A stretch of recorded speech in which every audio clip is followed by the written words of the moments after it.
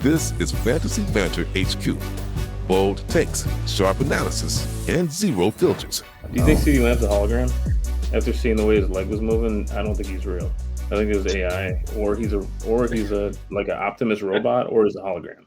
But there's no chance that he's human at this point. What do you think the over/under is on CeeDee Lamb being like 100% human? It definitely looked like what happened to like Connor breaking his ankle. I thought, yeah, that should be CeeDee Lamb.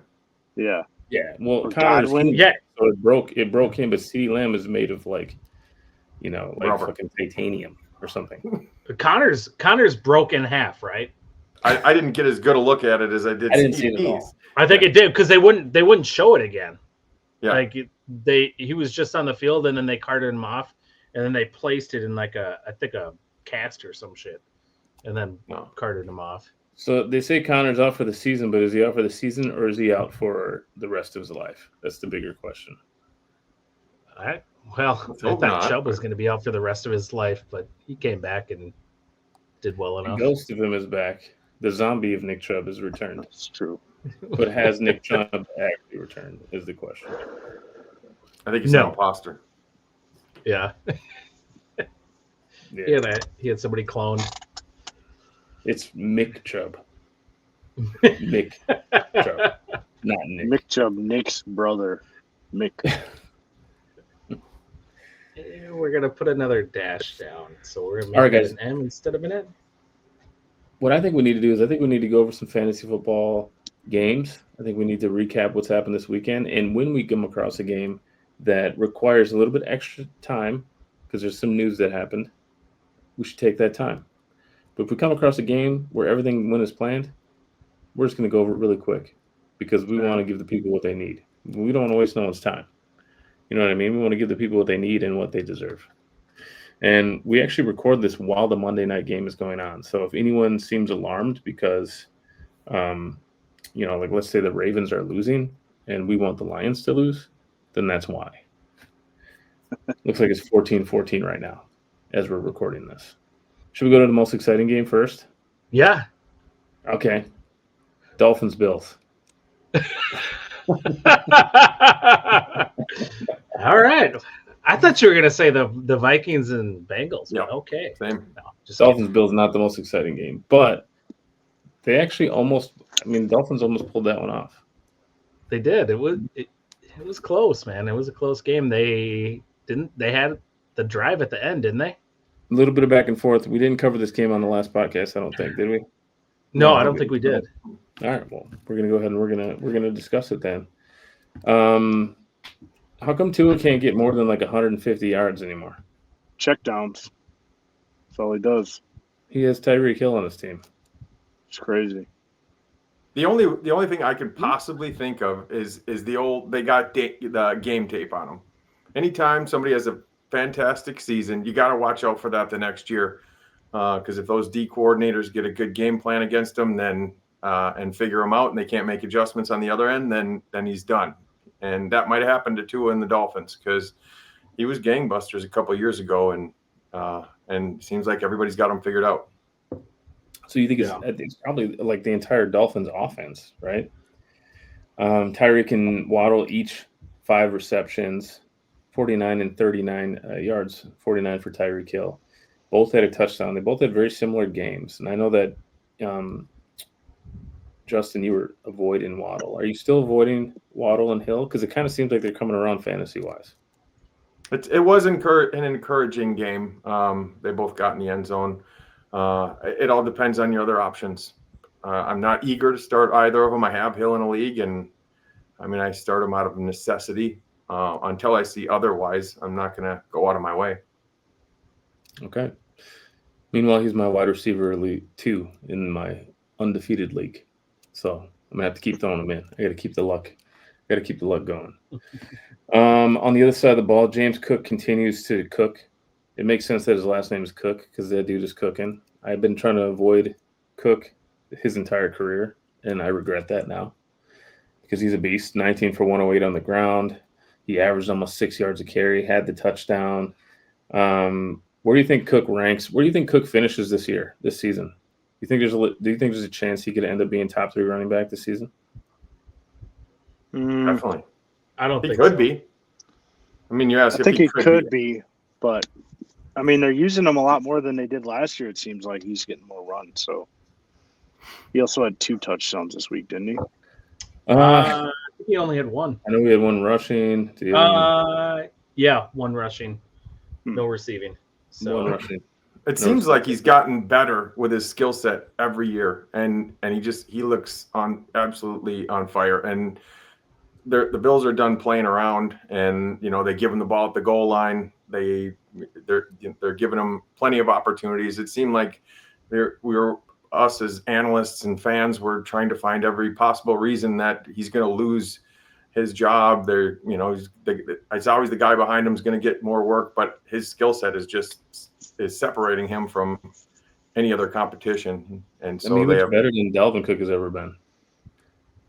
For sure. That long one he busted off, was it last week where he completely got caught and then he juked a couple dudes and did a freaking Joe Montana 94 spin move. Like he was just tapping C, did all this stuff and he took off. It was fantastic. Mm-hmm. Moving on to the actual best game of the week, which is going to be the Bengals, Minnesota, which honestly, I almost turned the game off just because I felt like I had better things to do with my time than just watch this game, because we knew who was winning that game pretty early on.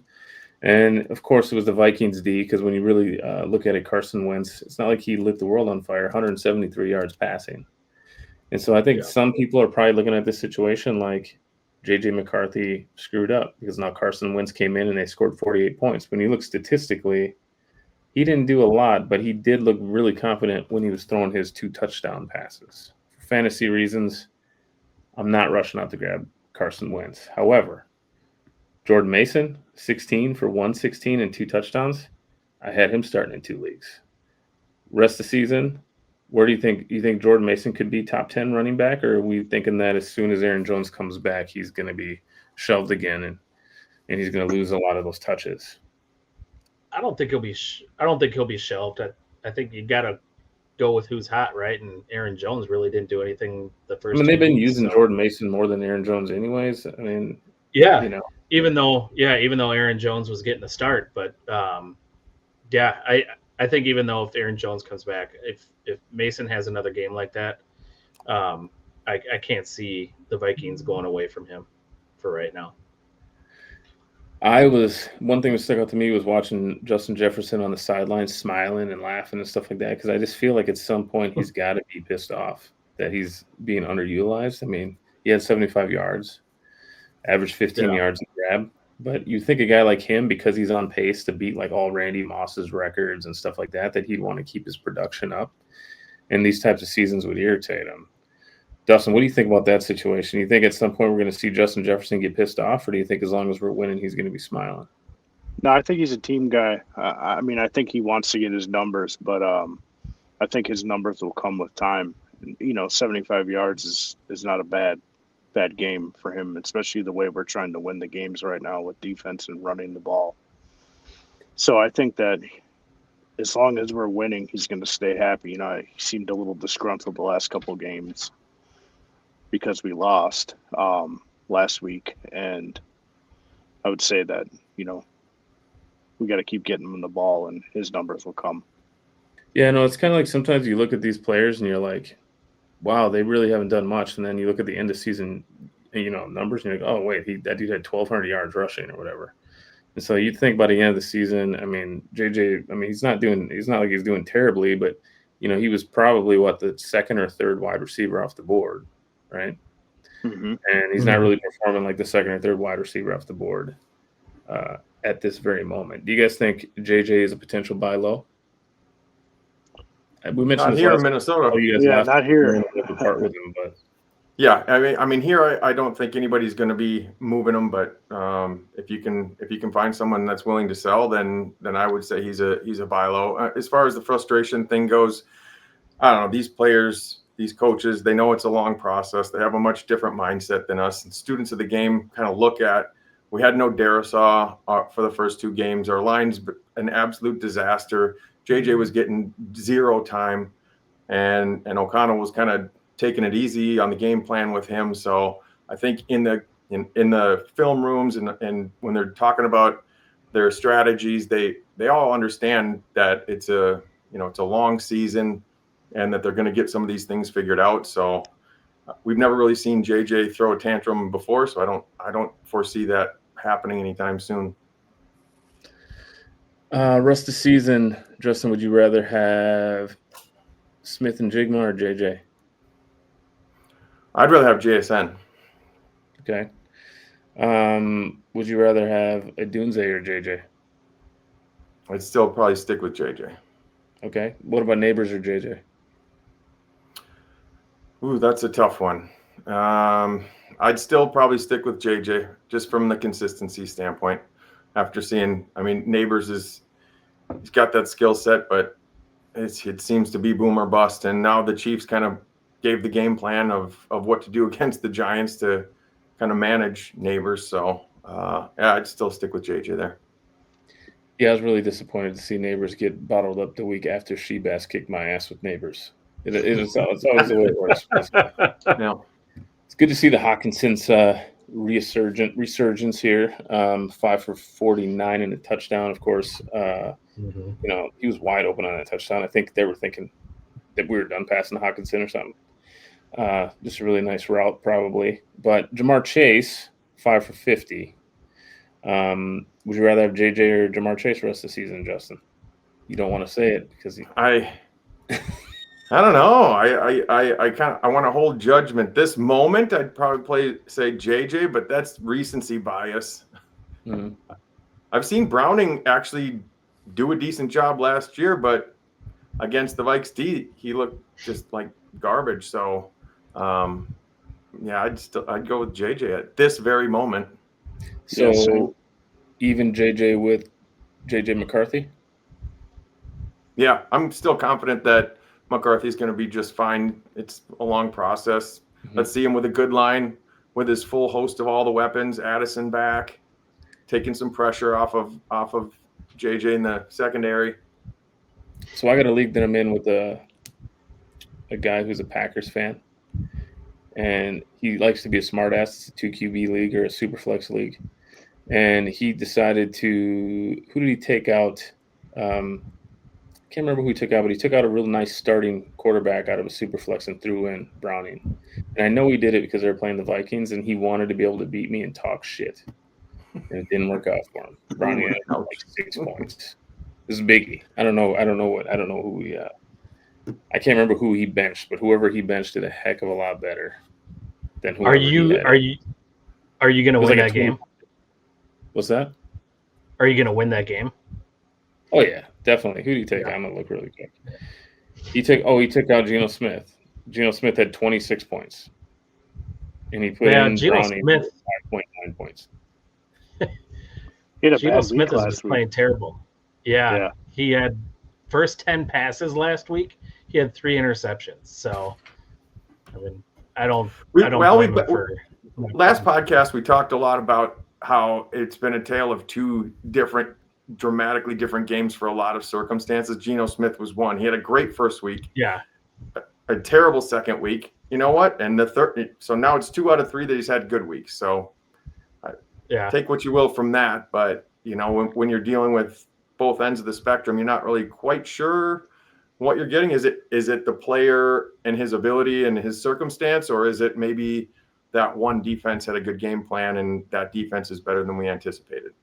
The more games we get under our belt, the clearer picture we're going to get. I decided to take out. Who did I take out? I took out Debo, put in a Dunze. Where do you guys think Dunze's position rank is here through 3 weeks? For the wide receivers? Probably 6. So I'd say 7. Let's say 15. In a full PPR in our ESPN league, our Dunze right now position rank is 2nd. Wow. What? Yeah. So, and last week I was like, hey guys, should I put in a Dunze and take out Debo? And now I'm like, why am I an idiot? Like, why wouldn't I have done that? You know what I mean? Well, yeah, you weren't going to do that until we had our podcast. So none of the guys that we were probably expecting. Chase Brown did nothing. 4 for 17. that's got to be rough because that was part of that had to have been part of their game plan was to come in here and run the ball after they seen what the Falcons did to us. You said 4 for 17. That was his receptions, right? His rushing was 10 for 3. Oh, so it was even worse. Yeah. It's like I don't believe you, but you're right. 10 for 3. How do you do that? Right. Well, to your credit, though, like you said, they wanted to run the ball, and wow, we really figured it out compared to last week against Atlanta. Gosh, 10 for 3. That's definitely rough. Let's see here. Steelers going up against the Patriots. I don't know why. Like I've become like this kind of like an Aaron Rodgers fan now. It's like because he's not on the Packers anymore, and like everyone doubted him. He's all, like, maybe because he's old and he's limping around. Like I just want to see him like win games. Of course, I want us, the Vikings to beat him. No, you know why? Anti-vaxxer. He has been vaccinated. What do you say? Immunized. He's like, I've been. Jalen Warren, 18 for 47. Gainwell did not really eat too much into those carries, which is good. Calvin Austin, touchdown again. Yeah? I'm only mentioning the big name guys on this team, obviously. DK Metcalf, Are you guys worried about DK Metcalf at all? Shebass, you got any worry for him? I mean, he scored the touchdown, but he was 3 for 32. He's been a little bit underwhelming this season. Yeah, he was only targeted 4 times and caught 3 of them. I mean, it doesn't. I don't feel like they're targeting him very much. I don't know what to do with that guy. If right now, I would probably put him to the bench right now, but depending on what my receiver situation is. But if I have to, maybe put him in the 3 spot. But I wouldn't put him in my top 1 The guy who's going to lose has DK. And DK is the only guy worth picking up, and I'm considering just not even going for it. I wouldn't even touch him just because you have no idea what's going to happen. He's a legit boomer bust. Massive finish. He's going to be a beast, and he's going to end like top 5. Watch. I mean, they got to throw it to somebody, right?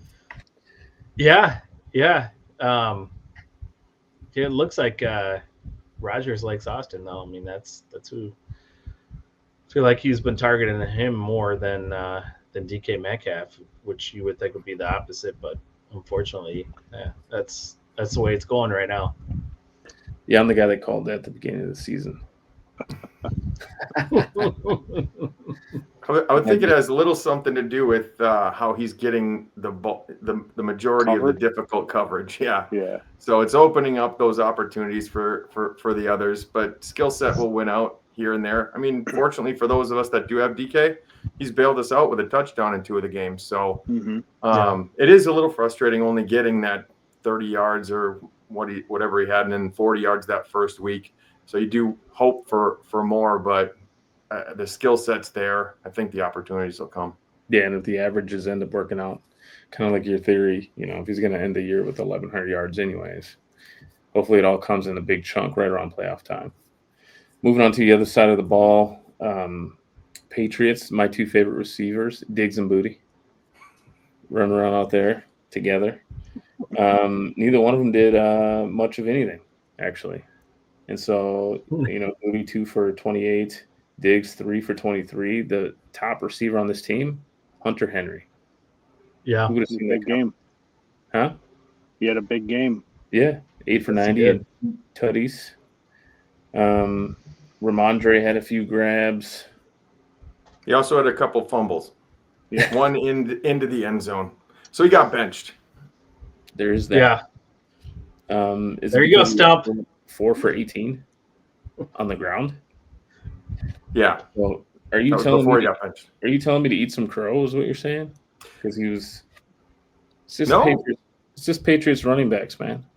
He looks spry. He actually hit. He looked good those first couple of runs, but you fumbled twice, and then Gibson fumbled. So I mean, those of us that have Henderson are hoping for that opportunity. So he did get his. I think, biggest carry game so far. He didn't really do much with it, but No. the hope is that he still continues to get more of an opportunity because he's the only one who didn't fumble. Yeah, it's Stevenson. That's been his issue his whole career. Yeah. He's fumbled. So Mm-hmm. it's not the first time he's been in the doghouse with that. This next game here, Colts, Titans. One thing is for sure is that our boy Daniel Jones, Danny Dimes, is continuing to show that Brian Daboll is a terrible coach. And I'm just wondering if the Giants are figuring this out right now because Danny Dimes just continually lighting it up. It's like that dude's been doing this for a million years. He looks like the reincarnation of Peyton Manning himself in that white and blue. Jonathan Taylor, gosh, I'm mad that I let him slip through the cracks in every one of my leagues. Every one of them. He just looks like a friggin' superstar right now. The NFL Junkie forecasted that coming. The one thing that he didn't forecast coming was my boy Michael Pittman Jr. Continuing once again to light it up. I mean, I had Stump trading them to me in an Empire League earlier in the season. I had Junkie telling me that he wasn't going to make it. And here we are, going through week 3, and he's still looking pretty dang good. He was 6 for 73 and a touchdown. I'm pretty happy about that. But as far as anyone else on the Colts, is there anyone else on the Colts that we should keep our eyes on besides Tyler Warren, who didn't have much of a big game here? From the Colts side? Yeah, you think Hunter Henry No. is? Would you rather have Tyler Warren or Hunter Henry? Warren. Yeah. Okay. I lost in the league because I got cute and I took out Tony Pollard. So we can move on to the other side of the ball. Tony Pollard's 16 for 45 and a touchdown. He did exactly what we thought he was going to do. Very, very mediocre, but leaning towards halfway decent fantasy points wise. Cam Ward, still not startable probably in a 10 or 12 man league. Would you guys agree? Yeah. I would give him a couple more games. He looked a lot better this game though. He was 23 for 38, had over 200 passing yards, and I think he's like one of those guys where it's like they're not winning any games, but it's not like anyone's panicking on Cam Ward because he looks like he might be developing, moving right along. Yeah, I think you're going to see him develop as the season goes on. His leadership skills are there. I think I mentioned that before, but I think you're going to see him just continue to get better, just because he wants to. He comes in, his first guy in, last guy out every day when he comes into practice. So that it's going to be huge for his development and in the direction where the Titans want to go. So. Well, speaking about constant and never-ending improvement, let's talk about a QB that continues to get worse with time. Moving on to the next game, we got the Texans versus the Jaguars. C.J. Stroud continues to get worse. I don't know what it is. I'm a huge C.J. Stroud fan. I have him in the Empire League. Have not put him in since his rookie season, I don't think. Literally just sitting there because I think his O-line is his problem. He's not getting time to throw. He's under duress the whole game. No running game to show for. I think they need to get Woody Marks more involved, to be honest with you. Yeah, I agree with you. Pretty decent. Their run game is pretty terrible. I mean, Nick Chubb 9 for 38. Woody Marks 6 for 27. So those guys average about the same per carry, about 4.5 yards. Woody Marks just passes the eye test way better than Chubb does. He's got He's got more explosion, and Marks seems to be put in on third downs or in clear passing situations or when it's third and long and they just give him a draw play or something. They do need to give him a better opportunity because Chubb's not really getting the job done. And if you're getting into clear passing situations on most of your downs, then the defense is going to be able to be in a position to better defend that rather than those third and shorts where you could do either run or pass, kind of keep them on their toes. It's just not happening for the Texans. Yep. He was the best catching running back in college football last year. So who Woody Marks? Woody Marks was, there was nobody better in college football than him at catching the ball out of the backfield. So USC used him a lot. So the Texans threw the ball to him twice. One time. Twice. Oh, yeah. He caught 2 targets. Yeah. Nico Collins, seen that Nico Collins sighting yesterday, which is good, 8 for 102, but 50 yards came on that one pass of that broken coverage. The good news there for Nico is he was targeted 11 times. They were really intentional on trying to get him the ball and get him involved early on. I know you don't want to force it too much, but you got a talent like that. You do want to try to just get the ball in his hands and hope he can do something with it if you're in that kind of position. So I was happy to see that. Nico's a beast. Rest of the season, would you rather have Nico or AJ? Nico. I don't know why they remind me of each other. Maybe because they're both giant receivers. I would say Nico. That's who I would side with. Okay. Moving on to the Jaguars, we have Travis Etienne Jr., not to be mistaken by his brother Todd Etienne or whatever the other T Etienne is. His name is Trevor. Trevor Etienne. Todd.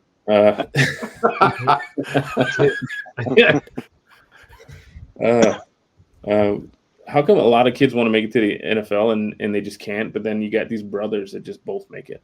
Like, you see that all the time. It's like all these people want to make it. No one's making it. 0.63% of kids that play, high school football make it. And then you just have these two dudes and they're like, yeah, we both made it. You know what I mean? It's the politics side. You just know the right people. Oh, yeah, 100%. Yep. Yeah. It's the same thing with the NBA, too. So the politics go all the way up to the pros, huh? Oh, yeah. I would think it has something to do with just athletic ability in their DNA. I mean, I think what's worse is when you got two brothers that are superstar quarterbacks and then there's a third brother who's like an accountant or something. That's rough for that guy. That dude has a son who ends up being a superstar quarterback. Yeah. We're not talking about anybody specific here. Yeah. It's true. He's like, yeah, both of my brothers won 2 Super Bowls, but I can do your taxes in record time. ETN, good to see him get 10 more carries than Tootin, because you guys had me scared last week that ETN was going to lose his job to Tootin. They both did get into the end zone. Anything else of note here? I guess Brian Thomas, what was he, 2 for 55? He looked good. 2 for 55, yeah. He's targeted 6 times. He's getting targeted. He's just not catching them. I don't know if T-Law's just not getting him the ball. If it's bad passing. I haven't watched very many of their games. I don't think this isn't a Thomas issue. It's more of a Lawrence issue. They're clearly not on the same page, but they've shown on the broadcast plenty of times where BTJ is open and Lawrence is throwing it to Washington. I mean, he's just not looking for him. There's some chemistry there that's just not happening. Dude, and he's good. I don't know why you wouldn't be targeting that guy. That's mind blowing. Well, he has had some drops this year too. I know he's dealing with a wrist injury, isn't he? Wrist injury. That could be affecting his catching a little bit. Mm-hmm. That's a good point. Yeah, I mean, maybe Lawrence is just there was a couple drops early on, and his confidence is shaken with them. That could very well be why he's not targeting him. But I think it's more the chemistry thing. I have him in a league. I'm holding.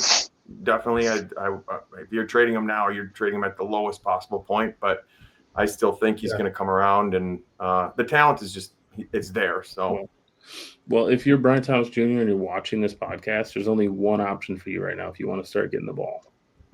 You got to throw Nair. You got to throw Nair in his shampoo. That's what you got to do. You got to throw Nair in Lawrence's shampoo. That's true. This is the only thing you can do, because the only thing he cares about is his hair. It's guaranteed. So, you got to get back at him. Turn him into Caillou. Yeah. Hot take. Yeah. Moving on to the Falcons Panthers. This is like the shock game of the week, and in our survivor pool, a lot of times I just pick who I think the worst team is, and I just I'll take one of my entries and I'll just chase around the worst team and just pick whoever's playing them. And I thought the Panthers might be one of the worst teams. Titans are probably a little bit worse, but after you see this 30-0 spanking that they gave the Falcons, I didn't watch much of this game. I have no clue what happened outside of the fact that Kirk Cousins has stats in the box score right now, which means that Penix got benched. He got benched in the fourth quarter. Yeah. And to be clear, he got benched for safety reasons he didn't get benched. Yeah. I mean, he did have a poor game, but the coach was like, this is done. They pulled Bijan too. So, I mean, they just kind of cleared the bench just to give. Like, we only gave this other guy $100 million. Let's let him twist his ankle. Yeah, exactly. That's funny because in the presser, he did specifically say we pulled him just to keep him healthy. And that's exactly where my mind went. Like, you're just clearly saying, well, if someone's going to get injured, I'm going to have it be this guy. Yeah. It's like this guy's already wearing his helmet anyways. He's ready to go. Yeah, he hasn't seen the field since like last season, but he's had his helmet on the entire time. Yeah, I wouldn't be surprised if he has 2 more games like that. If they decide, okay, let's see what Kirk can do, and just let Penix, kind of like what Carolina did with Bryce You Young actually last think year. they would do that? You actually think they'd pull their The Panthers did it last year with Bryce Young, and then Bryce Young came back in, and dude, he was fire as soon as he came back. They were paying Andy Dalton $160 million, though. Again, in the presser, they asked the coach, and he rebuffed it immediately. They said, "Are you going to give Kirk Cousins the opportunity to win the starting job?" And he said no before he finished the sentence. Like, just blatant the word no. Yeah, but that dude, he did that. But he did that before when they asked if they're going to bench Kirk Cousins. He was like, no. And all of a sudden, Kirk Cousins is benched. If you're not winning the games, though, pressure is going to come onto the coach, and at some point, the coach might have to go that route. I think once you start switching around your QBs like that, especially when you drafted the guy, I think you're putting yourself in the hot seat at that point. Mm-hmm. You know what I mean? You're making too quick of a decision. Now, I know it happened with Richardson, right? And it happened with Bryce Young last year, but Bryce Young came out and he had a good end of the season last year. I think Bryce Young came back in because Dalton got hurt, though, right? Wasn't that kind of like what happened? No, they sucking. I don't think so. Well, I think he started sucking again, but Dalton did. But that was the coach's plan was to sit him for a bit and then bring him back in. So and that was over the span of 2 seasons. I mean, Bryce Young was a rookie 2 years ago, so he lost his job that first year, and then it was over the span of a couple of years, and he did figure it out. I mean, if they go a few games, I guess I wouldn't be completely surprised. But at this point, right now, he's not giving him that opportunity. He's going to put Penix back in next week. The surprising thing for me was it was like that big of a blowout, and the Panthers really didn't put up monster numbers either. I didn't watch much of this game, so I'm not quite sure how the game flow went, but you look at the box score, there's not a ton there. I think they had like a defensive touchdown. Yeah. Okay. Yeah. Sure. Yeah. Like I said, my middle son watches all their games, so that's right. So I know what's going on with them, and I was like, I feel so bad for him, but yeah. Their defense sucks. Their defense isn't good either. So for Penix to put up a game like he did against a terrible defense, as soon as they shipped Burns, I think last year, it was just like downhill for their defense. There's no pressure. Moving on to the next game, I think I like the Eagles better when they're not just dominating. Agreed. For sure. Yeah, because all of a sudden, like all the fantasy studs come back out of the woodwork. So I'm not looking at the rest of their schedule, but I hope they play better teams because I loved what I was seeing out of the fact that Jalen Hurts was actually passing the ball. 3 touchdowns. A.J. Brown got involved, 6 for 109 and 1. I think you guys told me not to panic. I almost took him out this week. Him out, which would have been way too cute. I call it like you and Justin both agreed. Big game for A.J. coming up. Yeah, you did. You guys did say that. You guys are magicians. Goddard got in. Devonta Smith got in. 8 for 60. Like, so high. Well, really, it's like just play him whenever the Eagles are playing a good team, and when they're playing a poor team, then we know that the only one worth starting is Jalen Hurts, and that's kind of like, well, we're all going to still start A.J. Brown, but we're not going to like that we did it. It does suck. It's like they looked at the way the Chiefs won last year, and they're like, let's do that. Let's just play these really ugly games, not put up any stats, keep it close, and just win barely. And so when they went off the rails, they're like, all right, let's start trying again. Snap, to lose. We got to actually pass the ball. Matthew Stafford, he did his Matthew Stafford thing. It was pretty good. A couple touchdowns. Nothing too exciting there. Kyron Williams, though, 94 yards. That's good to see. Puka Nacua, 11 for 112.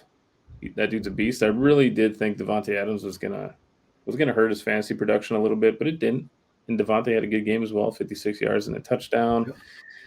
And anything that you guys have a note of that game? Because there's really nothing much more than that. So between Adams and Nacua, they were targeted 23 out of the 33 passes from Stafford. Yeah. That's how Stafford does it. I thought that was insane, though. It's like you only sprinkled 10 passes around to other players. Like, well, dude, so they combined for 168 yards, and Stafford had 196 yards. 96, yeah. So that's crazy. Yeah, and it kind of makes you think, like, how do defenses not know what's going on when this keeps happening? Yeah. Well, Puka's so good, man. I think Puka's going to be the number one wide receiver this year. Yeah, well, he is right now. So all he's doing is doing what he's doing. Yeah. I think he does need to get in the end zone, though. With the injuries and everything going on, he'll get the end zone. But with the injuries to quarterbacks and the CD Lamb being out, another option for wide receiver one, I think that if he can stay healthy, I think he's going to be it because he's getting all the targets. Has he even had a touchdown this year yet? I don't think so. I don't think he did. Puka Nacua went later than he was supposed to because we all thought Stafford was hurt. Well, which is the thing we need to be concerned about. And that back is 40 years old or 39. So, and he already started having issues. So let's just hope he holds up. Yeah, Devontae Adams has done a lot to get away from Jimmy Garoppolo, only to end up with Jimmy Garoppolo's QB. It's true. He's donezo as soon as that happens.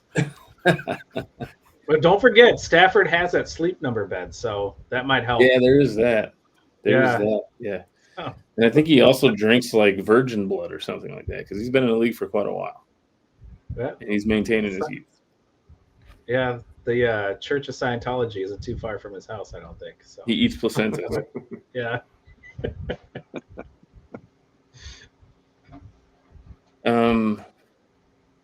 I threw in Tyrod Taylor this week. Moving on, the Jets Bucks. I did throw in Tyrod Taylor, and 197 for 2. He actually did what he needed to do. He plugged in exactly the way I needed him to plug in there. So I was pretty excited about that. Garrett Wilson, 10 for 84 and 1. I thought that he was going to be rendered useless this week, and that was not the case. Anything else stick out to you guys about the Jets side of the ball here during this game? Tough sledding for Hall, but I think he's got a favorable next few games. So we'll see. Hopefully better production the next, I think, 4 or 5 games. Yeah, after week 1, I thought that he was good running back, and now I'm nervous about him. But I will say that maybe potentially buy low on Breece Hall. I would definitely. Yeah, definitely. Could be like Jonathan Taylor, like resurgence. See that coming for Breece Hall as well. Buccaneers side of the ball, Bucky Irvin, 25 carries. That's good to see. Even though he only got 66 yards off of him. Yeah, I think Bucky Irving and Javonte Williams secretly traded uniforms because it was Bucky Irving that has that two yards per carry, not Javonte. So that's where I made my mistake. Is their line depleted? Because it seems like it's been tough sledding for Bucky so far this year. Yeah, it is. Wirfs hasn't come back yet, who's their left tackle, and then I think their 2 guards both got injured as well. So that's definitely playing a factor into this. Well, that makes sense. Mike Evans hurt in this one. What are we looking at for that injury? How long is he out? Oh, he was an ankle, right? I think that was a hamstring again. He was not happy leaving the tunnel. He was very, very upset. So chances are he's going to miss some time. Yeah, hamstrings are tough. So do you think Sterling Shepard should be a waiver wire grab this week? No. Godwin's No. coming back. When's Godwin coming back? They're talking this week. Yep. All right. Are they really? Just in Okay. time. Yeah, just in Apparently time. showed at 80 yards. He actually had almost the same amount of yards as Ibuka. So that's why I was asking. But I guess I wasn't aware that Godwin is already on his way back, because when you watch that was a terrible break. If you guys remember watching that one. It's true. Yeah. Baker Mayfield, we're starting in a 12-man league, do you guys think? Yeah, absolutely. Yep. Is Marcus Mariota we're starting in a 12-man league? If he's playing? I think he had 20 points this week. So I'm saying he looked pretty good. He looked shockingly good. Yeah. And don't be fooled, though. He'll do that, and then he'll go backwards, like, real quick. Well, I had Jaden Daniels in the league, and I decided to put in Tyrod Taylor instead of Marcus Mariota. I didn't want to pick him up. I just thought that he was gonna do nothing. Didn't they both end up doing like roughly the same? I think so. Yeah. But I expected nothing from Mariota, and so they were both serviceable QBs this week in fantasy. Yeah. Jeremy McNichols. Man. I didn't even know who he was. That's it's a frustrating situation. I saw him running the ball, and I was like, oh, my God, he's getting a touchdown. Where's my rookie at? That was a great run by him. It was. Yeah. It was so good, and I looked up, and I'm like, oh, no, that's not my guy. And he had 4 carries. Yeah. So Yeah. 4 carries, 78 yards, touchdown.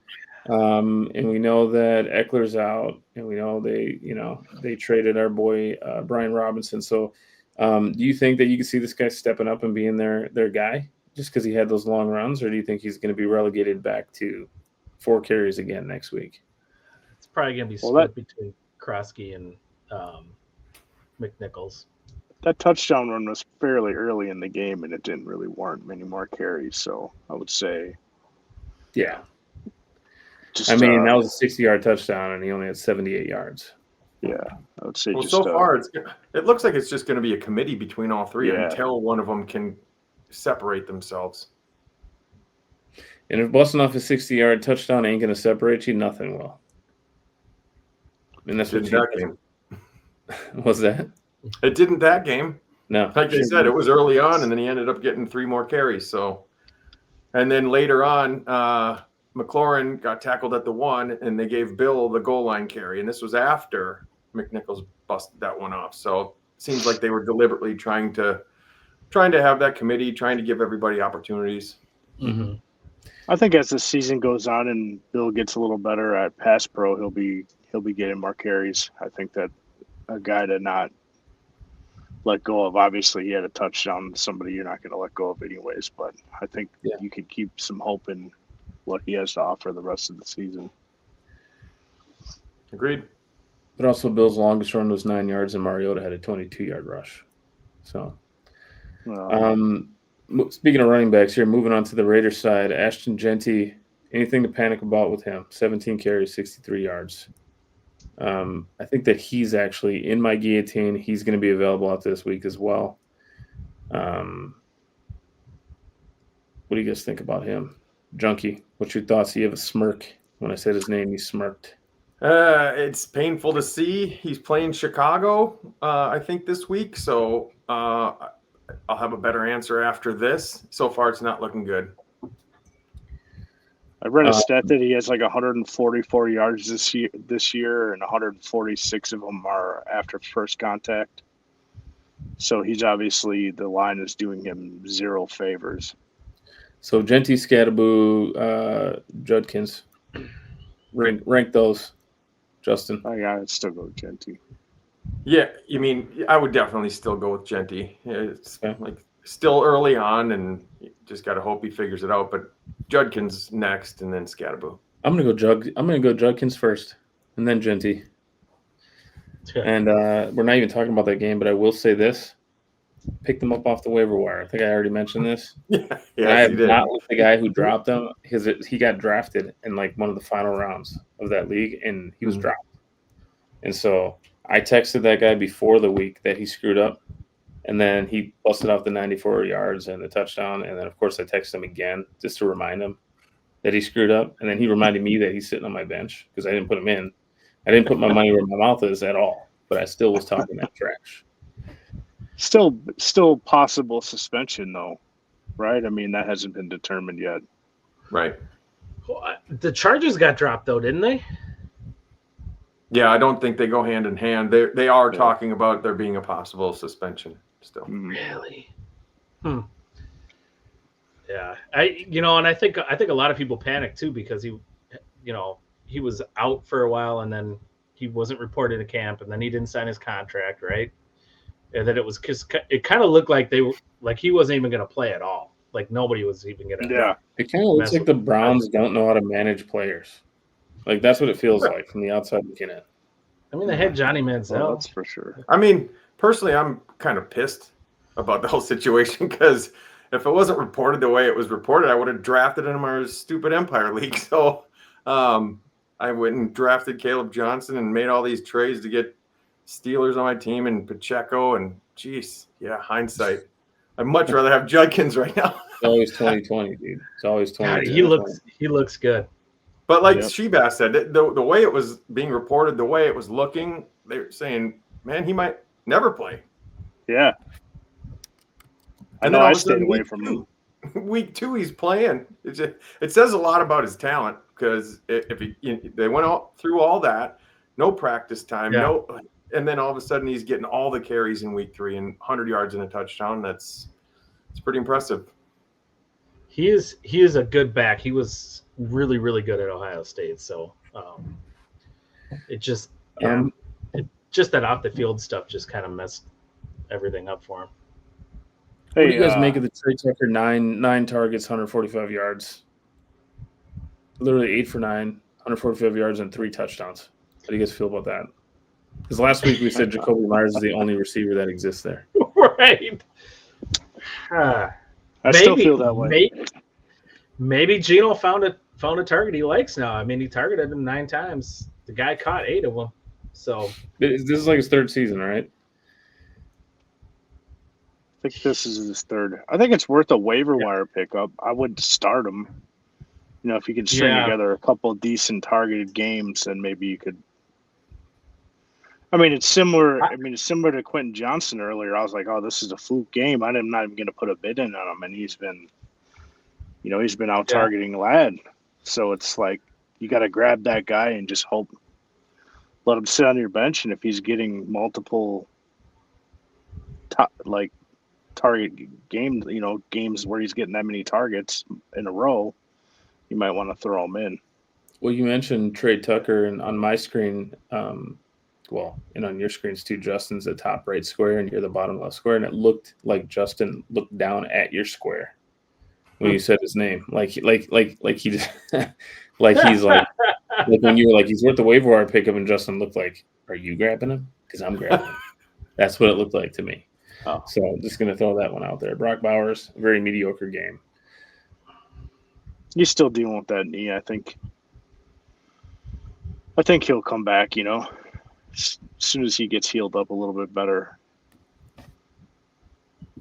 Let's talk about the game that lost me my one of my entries in the survivor pool, which is the Packers and the Browns. I was expecting the Packers to whoop the Browns, even though the Browns have good defense. That did not happen. And honestly, it's Quinshon Judkins' fault that this happened to me. And then I got, so on one hand, I did pick him up off the waiver wire, and I feel happy about that. On the other hand, he did lose me $10. So he does owe me $10. So hopefully he wins me my league, and so I can recoup that money. Anybody else on the Browns that you guys feel comfortable starting? I have Jerry Jeudy in a league, and I just want more than anything to not have him on my team. Like more than anything, he's like my 3rd receiver, and I was like, wow, I got Jeudy as my 3rd receiver. I'm a beast. No, I don't even want to put him in as my 3rd receiver at this point. What do you guys make of the Browns passing game? Do you guys see? I mean, I think that there could be a time maybe where Joe Flacco ends up getting benched at some point later in the season, hopefully in favor of Shador or one of these other guys. And maybe that changes things. I don't know. What are you guys' thoughts on that, Justin? What are you thinking about that situation with the Browns here? Are you starting any of those receivers? Are you hoping for Flacco to get a bad case of the runs and have to get benched and they bring in Shador Sanders? I mean, I don't know if it's going to be any better. I think, if I remember correctly, Stefanski really likes running the ball. So if he's got a team in place where he can run the ball successfully and he's got a defense that can hold people, I think that's the style game that he wants to play. So regardless if it's Flacco or Shador, I think their ideal circumstances, they're throwing the ball 20 times a game. No, I'm thinking about Case Keenum. Oh, Like, he had this magical season because wasn't he the OC? So he had this magical season with like this backup QB, and now he's like, I only want to roll with backup QBs for the rest of my head coaching career. I want only backup QBs. I do not want a starting QB. That's what was Stefanski our OC even then? I feel like he's been in Cleveland for a long ass time. I thought he was our OC at that point. He was. I think he was. Yeah. Yep. And then I think he he left after that, right? Yeah, That got him the head I think coaching he even job. tried to run it back with Case Keenum for a season, didn't he? He did. You're right. Yeah. Mm-hmm. Yeah. He's like, oh, this ain't working. I need another backup QB. He's like, Sure. who can I go with? Flacco. He's my guy. In fact, I want like 5 backup QBs, and I'm only going to start Flacco though. That's basically what's going on over there in Cleveland. But I am happy to have Judkins. The Green Bay side of the ball. I'm not touching Jordan Love in any leagues. Do you think Jordan Love ends as a top 10 or top 12 QB? No.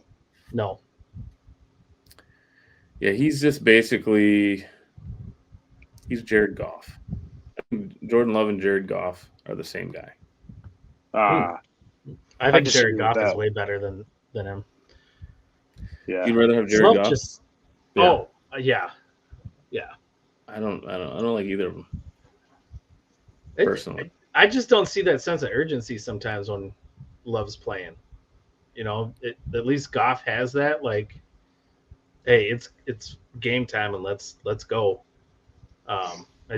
Love is just sometimes he's deer in the headlights look on his face. I mean, Goff has some games where he is lights out, 5 touchdowns, 300 yards. Love You doesn't don't see have that games from like Love. that. Yeah. I mean, I guess you're right. Since last Yeah. season, Goff has looked much better. So maybe Jordan Love is like 2022 Goff. Okay. Yeah, I'll give you that. You go with that. Tucker Kraft was announced as not playing by Stump, our man here on the last podcast. Literally within like 12 hours, they're like, Kraft is playing. So throw that out. they had said that they didn't think he was going to play, and then Sunday they decided that they were going to give him up to the game, and he was active. I would say that currently, as the Packers sit and how they're playing, the only 2 guys that I'm starting are Kraft and Jacobs.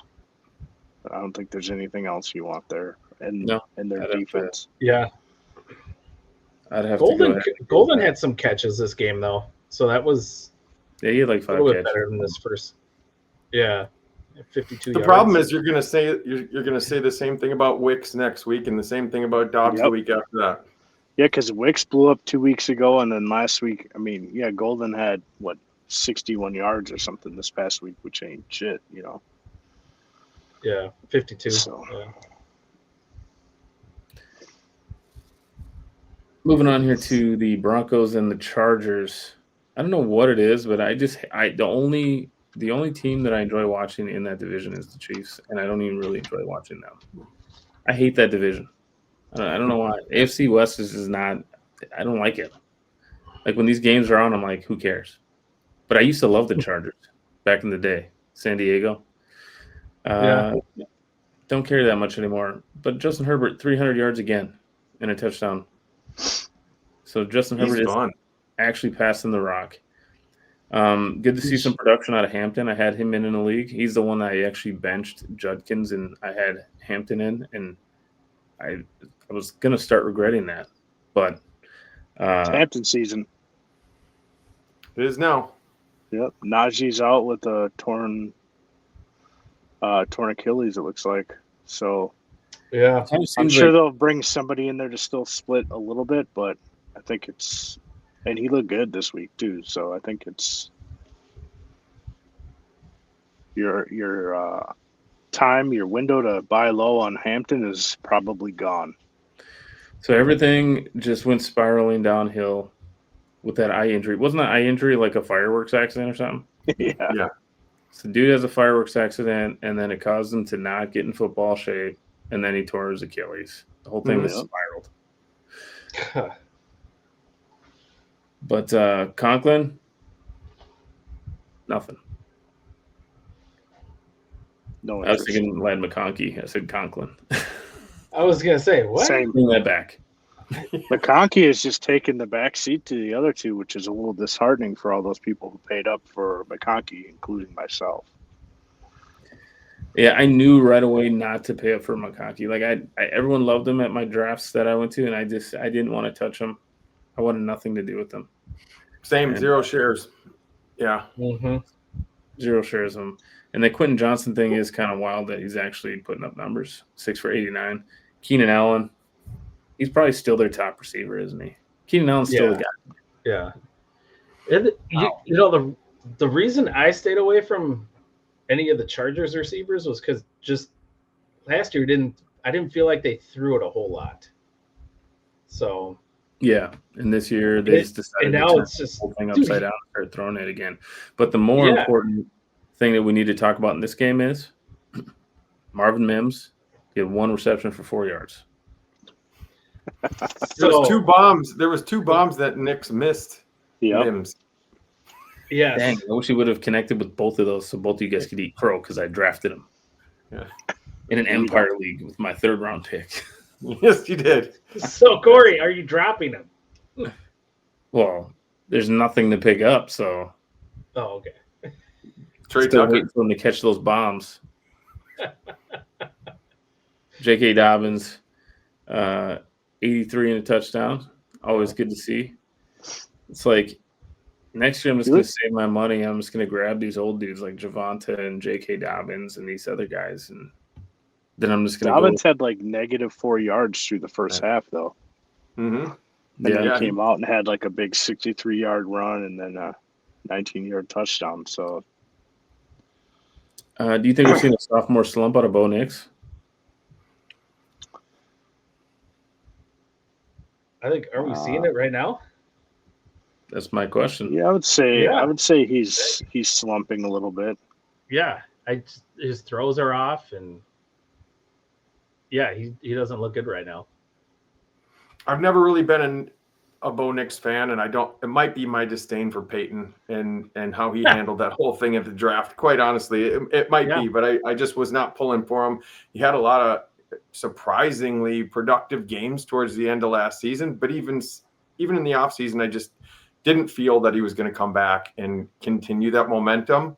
With that said, it does seem like there's a lot of very close opportunities that he missed. So if he starts hitting those, or timing starts to become a little bit better between him and some of his receivers, then he could right the ship a little bit. When you say the way he handled the draft, you mean how he drafted Bo Nix and then pretending like that's the guy he wanted the whole time? Yeah. Absolutely. Yeah, he seems like he always kind of he jabs at the Vikings and Vikings fans, like when we beat them the Minneapolis Miracle game, and the way he was acting before we beat them, and he's just always been super pompous, especially in circumstances surrounding the Vikings. So I have a personal disdain for him. Yeah. I used to like the Broncos, and I don't like them just because. Same. Yeah. Yep. And I love watching. I just love watching games at their stadium.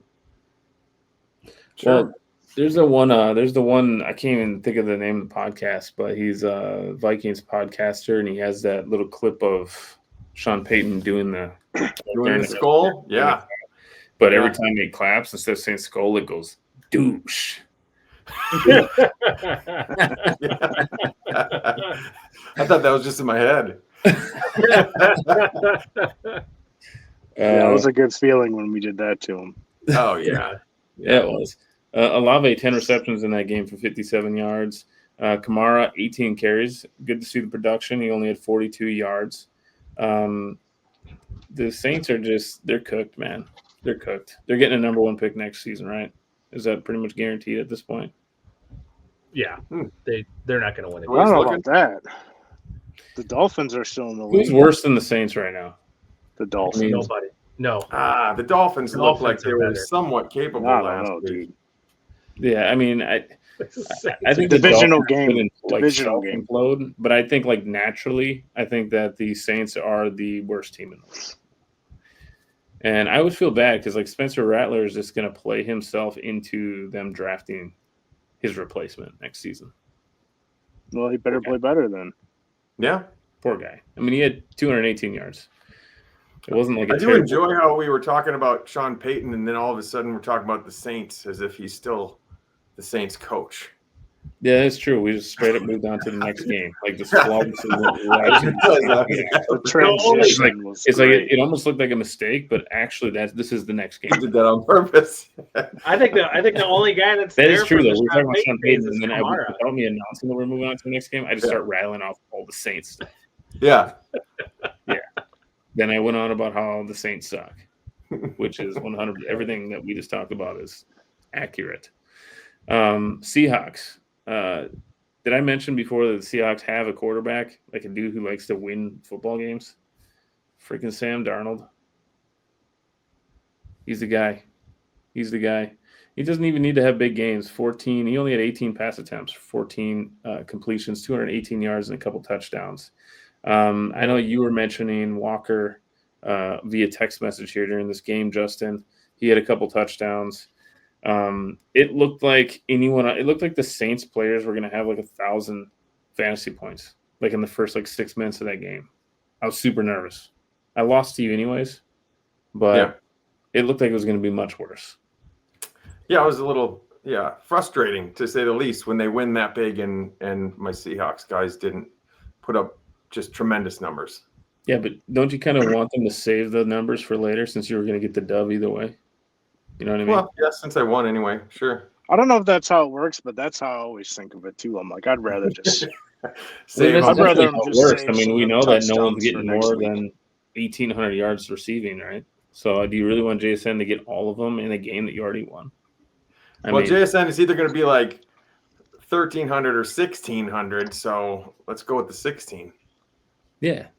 So he's going to get 1,600. You might as well just let him stack all those in later games when you really need them, when you're not playing my dog shit team.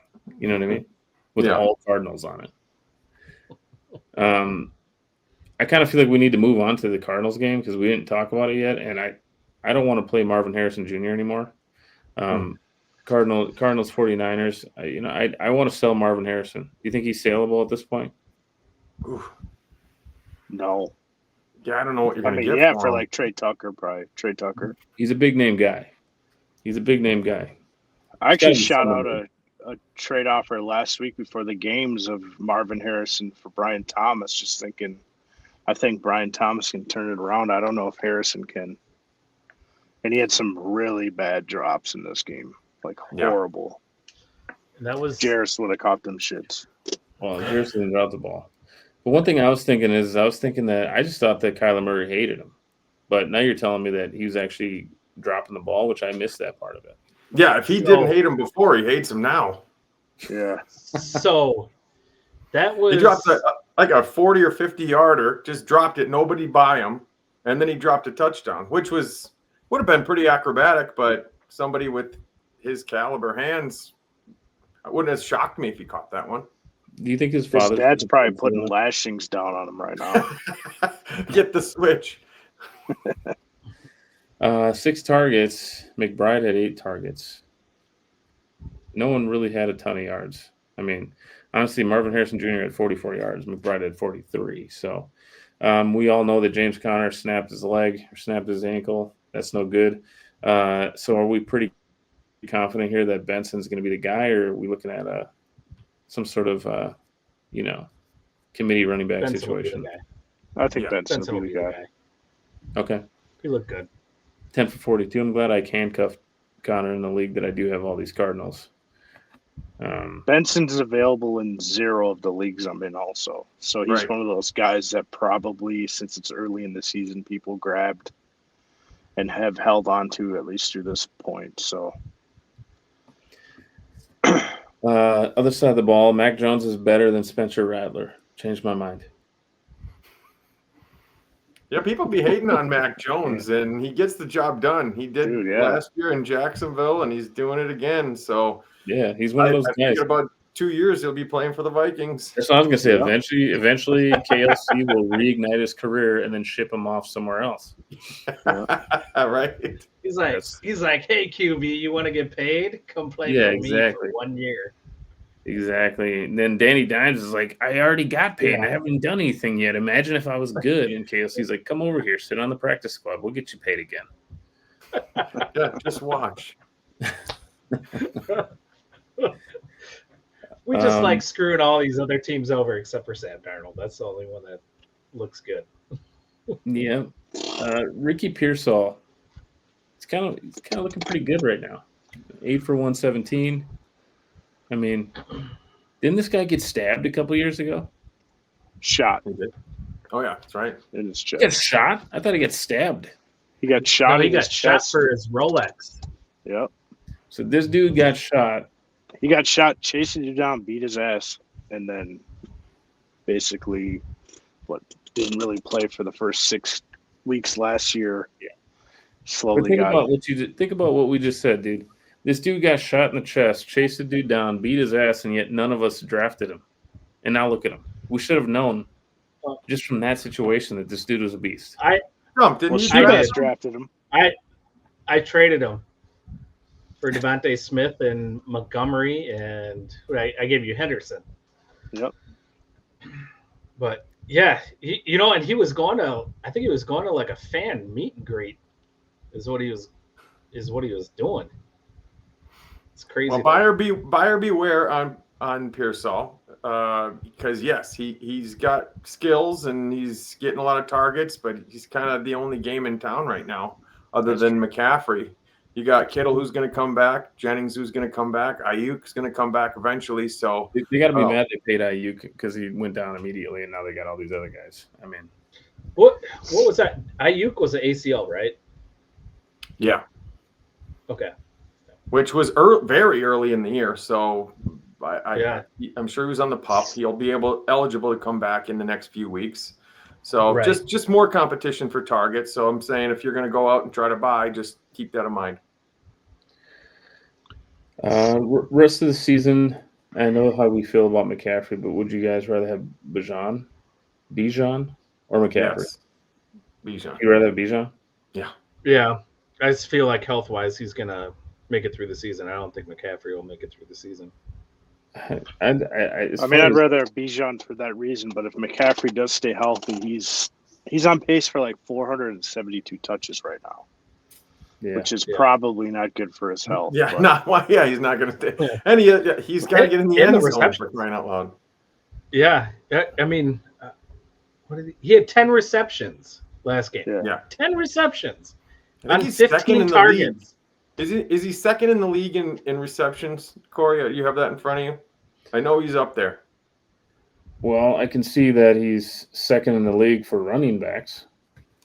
And so I don't have the exact stat if he's second in the league for receptions. What's really weird about the ESPN right now, PPR league, if you go to look up who the top running backs are, it has some dude named S. Matlock. Who's this guy? At number one, always. I know.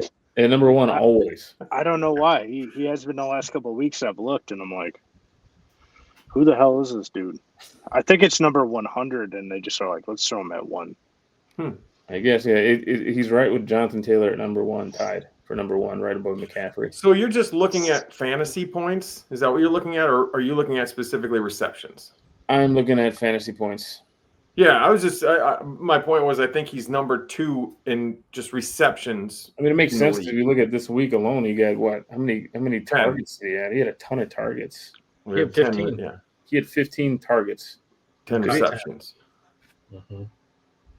Yeah, 15 targets, 10 for 15. I mean, that's ridiculous. I would rather have McCaffrey if he's healthy than Bijan for sure. Just a better offense and more proven. But you're right. He has glass legs. His legs are huge, too. You'd think that they'd be unbreakable, but they're not. The game of our dreams, Dallas, Chicago. We knew it was going Didn't to turn be. out that way. Well, it turned out for that way. If you had Caleb Williams, you were pretty happy about that. I think He had a good game. He did. Yeah, Mm-hmm. which I had him in my guillotine league. I sat Danny Dimes. Again, still have not played him. Been playing Caleb Williams every single week, and he's outscored Danny Dimes 2 out of 3 of the weeks, I think. So that's good. Obviously, a big injury to talk about in that game. CD out, 2 to 4 weeks or 3 to 4 weeks. Yeah, so Possible IR candidate. it's looking like George Pickens is a new CD Lamb for the next 3 weeks. Turpin. Did I see that he had a meltdown on the bench, Pickens? That would make sense. He might have been pissed off because he dropped that ball and then it turned into an interception. Okay. He might have been pissed off about that just himself, but Yeah. 5 for 68, that a would make sense. touchdown. Javonte Williams, 76 yards. Continues to have pretty decent yards. He only had 10 carries. So what's that average per carry, Justin? 2.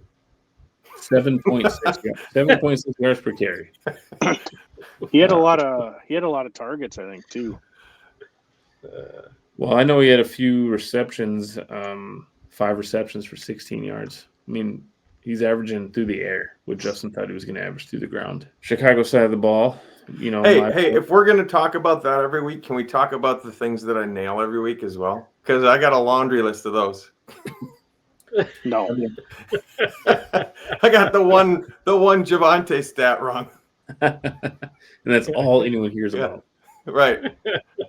Roma Dunze, 3 for 62 and a touchdown. Is DJ Moore still Just tickling that worth angle ball having thing? fantasy-wise on your squad right now, Justin? Not on any of mine. Yeah, like Who? DJ Moore. I don't know what happens from one year to the next, but it just really feels like DJ Moore is just not really worth putting in your lineup at this point. Just throw him on the sidelines in case Adunze rolls up his ankle because Caleb only has eyes for Adunze. It does seem that way. I mean, DJ Moore scored this week. I think he's kind of like maybe a number 3 receiver. Who was the top? I'm rolling him out every week on the Bears this week. Burden, 101 and 3. Really, no one had a ton of reps. I mean, even DJ Moore actually had more receptions than Adunze, but he only had 21 yards. Their run game continues to have pretty much no production fantasy-wise. So, I mean, DeAndre Swift, rest of the season, are you guys thinking that maybe we might see him turn into a good running back fantasy-wise? Because we haven't really seen much. He hasn't been bad. What's that? He hasn't been too bad. Oh, okay. 13 for 33 this week. I was actually really surprised to see that stat line. And maybe it was, one drive where I was really focusing on that game and they were feeding it to him and he was breaking off chunks. So the rest of the game, he must have. Yeah, he really had as long as stuffed 11 at the yards. line. But he seems like you used that term serviceable earlier in the show. I think that's a good term for Swift. He's not he's a low end number 2 or high end number 3. Gets a lot of catches though. Yeah. So in a PPR league, I think that he, I don't think he had. Did he even have a target, Cory? he had a 40-yard catch, 30-yard catch. He had a pretty long catch that looked way longer than it was after I looked at it. I was like, that looked like it was like a 60-yard grab, and I look at it was like 33 yards. I'm like, oh, still longer. But also, he came in as one of those questionable game time decisions with a quad injury, and that's right. Well, should we move on to the final game of the week? so yeah, let's get it over with. The Chiefs. You said you like watching the Chiefs. Yeah, if I'm it's gonna crazy. over there, I'll watch That's the rough. Chiefs. I like There's watching nothing worse Isaiah than Pacheco run. He a runs. Sunday night Chiefs game with Collinsworth just glossing Mahomes. Mahomes, yeah. Yeah, he loves him some Mahomes. Well, Mahomes is the only guy on the team, apparently. Yeah, But Mahomes is they starting to look like terrible. this Thornton guy. Mahomes is starting to like this guy. 5 for 71 and a touchdown. I felt like he was passing the rock to Noah Gray a bunch. He did. He had 6. I mean, he had 6. Targets. It kind of feels like he's passing the torch. Like Kelsey's passing the torch off to Noah Gray now. I mean, Kelsey had 7 targets. Noah Gray had 6 targets. Yeah. Yeah, Kelsey's Lack of old, options. dude. Yeah. Kelsey looks old. He looks slow. He's just he's older than DeAndre Hopkins, I'm told.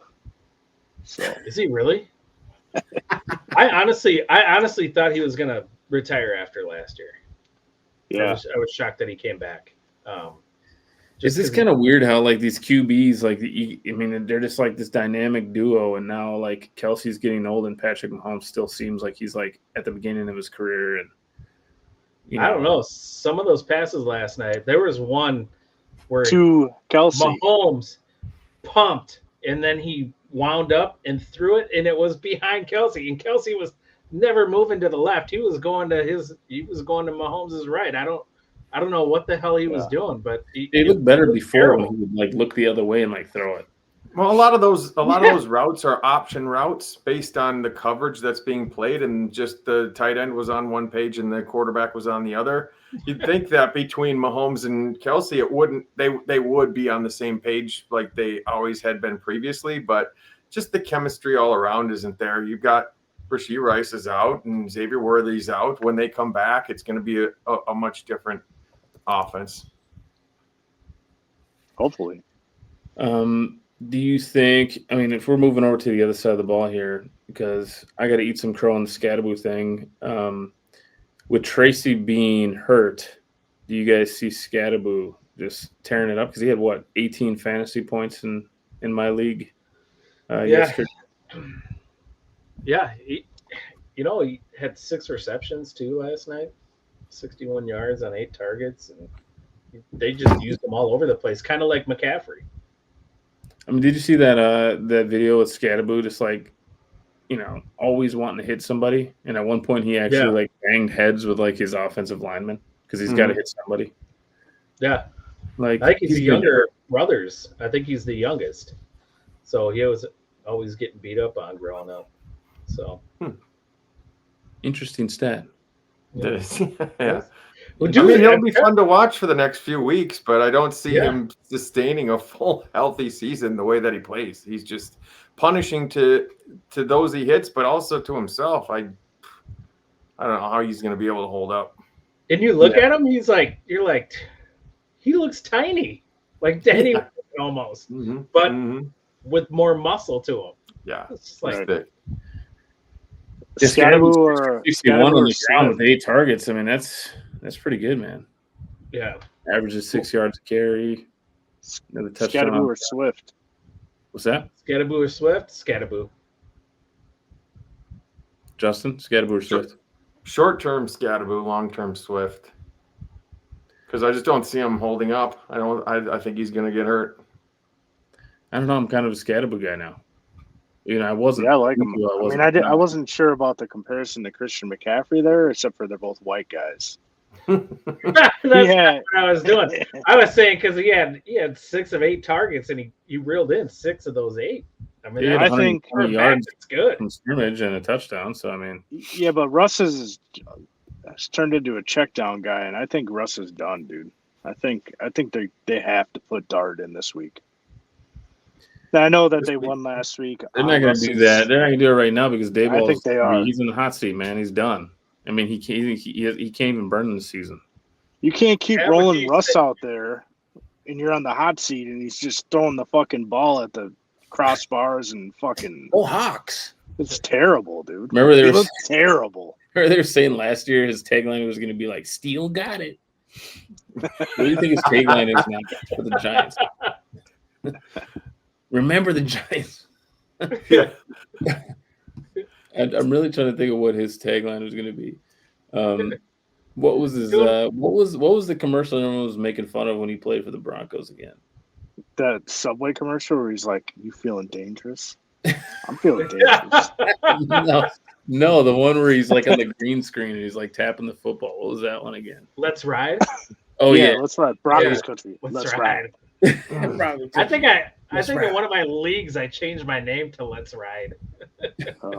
What did he say at every one of the press conferences right before he was walking away? He'd say something. Let's ride. I think it was that. Yeah, I think it was. It was something like that. All right, let's ride, and he just walk off. Man, that dude's a cornball, man. I love that dude. That's why I can't have him. We can't have him lose his job, man. We need those characters in the NFL, man. We need those characters. But it's kind of funny because when he lost it, when the Seahawks let him go, I was thinking, what are they going to do? They got Geno Smith in there. Now Geno Smith looks way better than Russell Wilson, at least a little better than Russell Wilson, I'd say. I remember when that big thing was going on, I was like, dude, I hope we get him. Because he was like one of my favorite quarterbacks. He was just so good. And ever since he got traded, he's just been garbage. He was all. They look like geniuses. Fantasy wise though, like his first like 5-6 games were just atrocious, and then all of a sudden he would just that second half of the year just fucking start nailing things. He's passing the ball everywhere, running, taking off, getting touchdowns. Like, dude, why can't he just start the season that way? But it was always the last half of the year. He would just all of a sudden just take off and start getting you fantasy points. He doesn't really run as much anymore. So, guys, Russell Wilson or Spencer Rattler rest of the season? Rattler. He's at least going to start. Jackson Dart is starting to feel like this episode's over. Yeah. All right. I'll go with Kirk Cousins. Well, he's 5 for 7. Yeah. So, and it doesn't look like the 49ers need Kirk Cousins anymore because they got Mac Jones over there just lighting it up. So that dream is gone for him as well, unfortunately.